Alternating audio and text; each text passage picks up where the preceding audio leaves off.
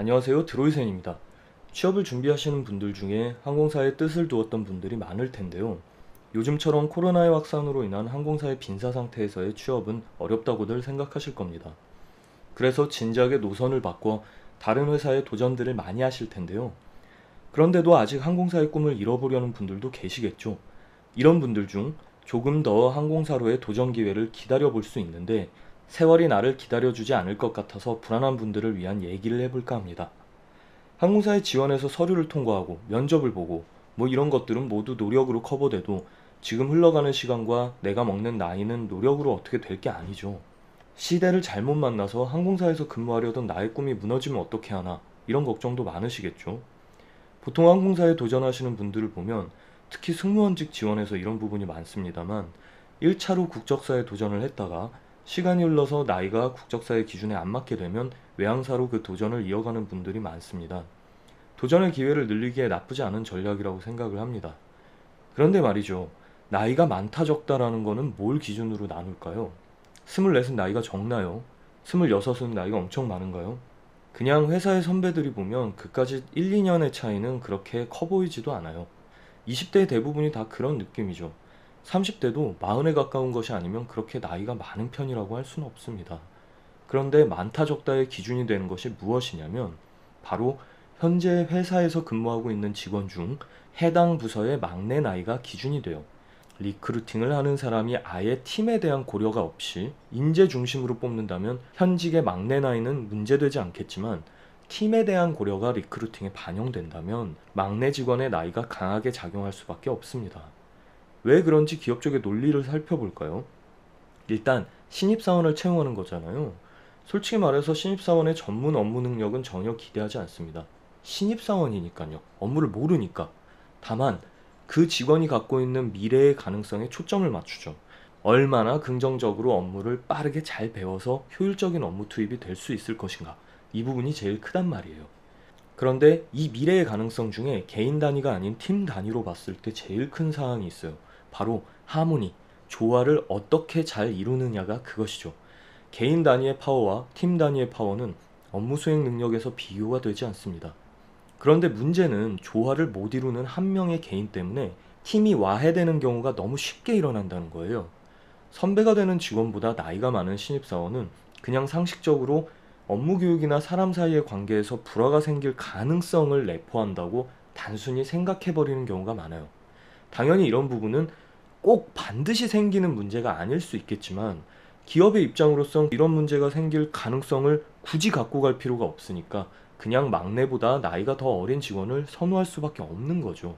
그런데 다시 원래 주제로 돌아가서 지금의 나는 항공사 취업의 기회조차 못 가져가는데 내 나이로 나중에 도전이 가능할까? 라고 생각하시는 분들이 계시다면 본인이 하고 싶은 일을 위해 과감히 밀어붙이는 것도 나쁘지는 않을 것 같다고 말씀드리고 싶습니다.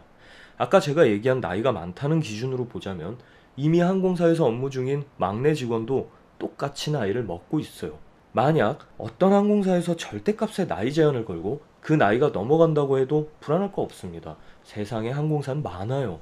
제 예전 영상을 보시면 아시겠지만 우리나라는 항공사가 인구 대비 너무 많아서 문제가 생길 정도입니다. 그리고 정말 많은 외항사가 한국에 운항 중이니까요. 그런데 이 영상은 항공사 취업을 꿈꾸는 분들에게 희망 고문처럼 무작정 기다리라는 내용을 전달하려는 것은 아닙니다. 지금 항공사로 취업에 첫 도전을 하지 못하더라도 다른 방법이 있다는 거죠. 바로 항공사의 상황이 안정된 이후 경력직으로의 이직 등이 그것입니다. 이 얘기는 다른 회사에 항공사로 이직할 생각을 품고 대충 다니라는 것이 아닙니다. 중요한 것은 다른 회사의 선택에서 항공사와 해당 회사에 공통된 부분이 있는 것을 잘 알아보고 도전하라는 것이죠. 예를 들어 서류 작업에 관련한 오피스를 다루는 것, 통계를 내거나 데이터를 분석하는 것, 결과의 리뷰라던가 팀 단위의 행동 계획을 짜는 것 등 항공사의 핵심 업무와 연계가 된 스킬을 갈고 닦는 것은 본인과 도전하는 회사에 도움이 될 것이며 나중에 항공사로의 이직을 실행할 기회가 되었을 때 본인을 도와줄 수 있는 강력한 무기가 될 것입니다. 이것은 항공사를 지원하려고 하는 분들의 가장 현실적인 접근 방법이 될 것이라고 생각합니다.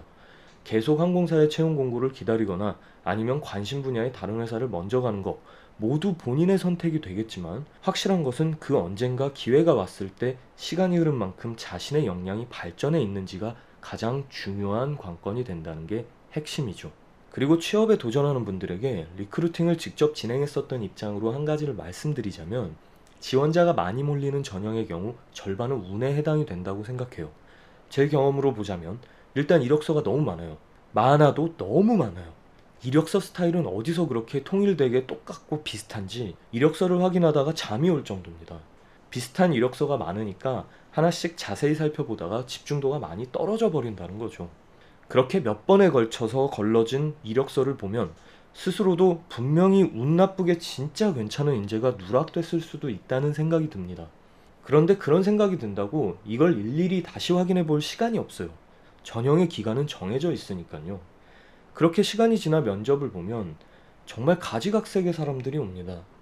괜찮은 사람 같은데 면접에서 지나치게 어른 사람, 긴장 안 된 것처럼 하려다가 너무 오버하는 사람, 항공사 면접인데 영어 면접에 충격받는 사람, 미국에서 학교 나온 사람인데 단어를 몰라서 한국말로 다시 물어보는 사람.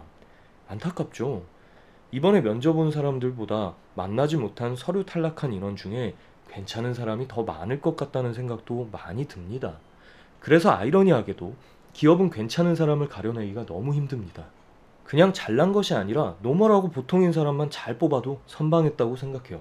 반면에 거꾸로 말하자면 오히려 서류에서 떨어지거나 면접이라는 부분에서 지나친 긴장으로 본인을 다 못 보여준 안타까운 탈락도 많기 때문에 지원자나 회사 양쪽 다 어려움을 겪는 거죠. 자, 그래서 오늘의 핵심. 첫 번째, 항공사에 채용 공고가 없어서 본인의 항공사 도전 기회가 영원히 없어진다고 생각할 필요는 없다. 두 번째, 나이는 숫자에 불과할 뿐이기 때문에 초조해야 할 필요 없다. 세 번째, 어쩔 수 없이 생계를 위한 취업이 반드시 필요할 때에는 항공사와 관련 있을 만한 분야를 잘 알아보고 나중에 항공사로의 인연이 닿을 때 경력직으로 다시 도전하자. 가장 중요한 네 번째, 본인이 입사 전형의 첫 관문인 서류 전형에서 떨어지는 것은 이력서의 작성 요령이라던가 여러 가지 이유가 있을 수도 있지만 잘 작성한 이력서도 많은 서류에 묻혀 뽑히지 않는 경우가 발생하기 쉽기 때문에 도전의 실패 지점에서 자존감이 떨어질 필요는 없다라는 것입니다. 항공산업이 정상화되어 항공사에서의 업무를 꿈꾸고 장차 업계를 끌어가게 될 분들이 활짝 웃을 수 있는 날이 하루빨리 오면 좋겠고요. 외항사 중 직원을 채용한다는 소식이 있다면 영상이나 공지로 구독하는 분들께 알려드릴 테니 저희 채널이 도움이 될 수 있기를 바랍니다. 항공사의 채용이나 지원에 대해 참 할 말이 많은데 영상 길이 때문에 많이 아쉽네요. 오늘 못 다룬 내용들은 다음에 또 다뤄보겠습니다. 지금까지 채널 DRS의 드로이센이었습니다. 감사합니다.